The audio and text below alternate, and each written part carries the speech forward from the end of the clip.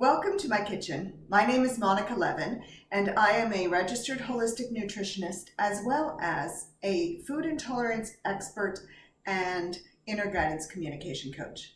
I just got back from doing some grocery shopping, and I wanted to share with you a trick or technique that I use to keep my vegetables fresh, because I'm the only one in the house, and if I buy peppers, I don't want to eat them every single day until they're gone.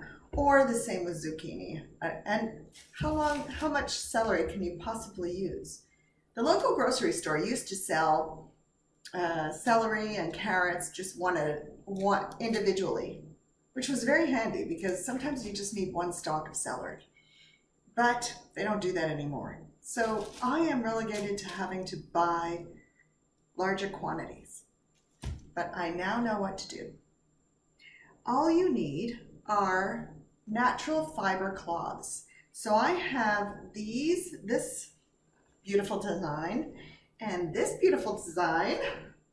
Two designs I have that were 100% cotton, I guess they're called napkins. So they were used as napkins, but I had them in the cupboard. And what I do is I always wrap my vegetables so that the vegetables don't touch. You don't want them to touch, because then if there's any moisture, that's where they'll start to go rotten. So you wrap them, move that over, such that there is cloth in between each of the vegetables.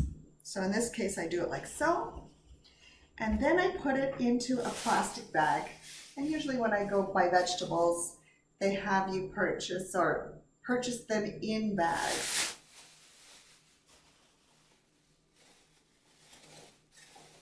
So I put it in here, and then I tie a loose knot, and I put it in the refrigerator.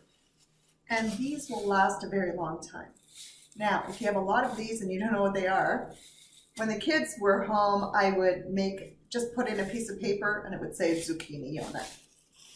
And so the same thing goes for the peppers, except the peppers take up more room. So sometimes I use more than one cloth.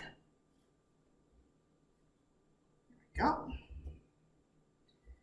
And let's see how I can combine this with a third pepper, as long as the peppers don't touch each other. And then your 100% cotton cloths will absorb any moisture and stop it from going rotten.